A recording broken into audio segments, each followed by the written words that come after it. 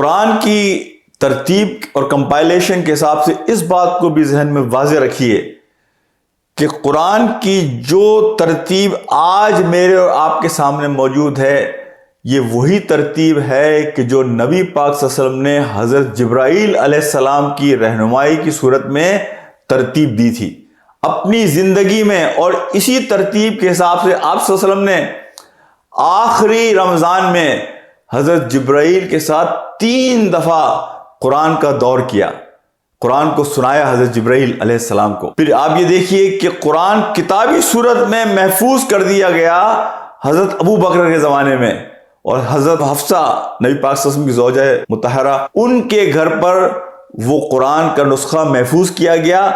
حضرت عثمان کے زمانے میں اسی قرآن کے نسخے کی جو حضرت حفصہ رضی اللہ تعالی عنہا کے پاس تھا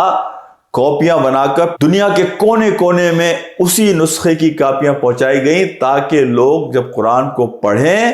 تو ان کی اپنی جو لوکل زبان کے مسائل ہیں وہ کوئی الجھن پیدا نہ کریں. اور انہی نسخوں کی کاپیاں آج تک آپ کو تاریخ میں موجود ملیں گی. مختلف سوسائٹیز میں, مختلف علاقوں میں, مختلف ملکوں میں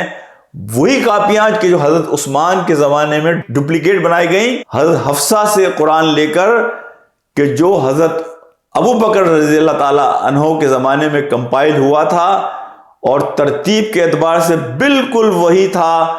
کہ جو ترتیب نبی پاک صلی اللہ علیہ وسلم نے اپنے زمانے میں طے کی تھی.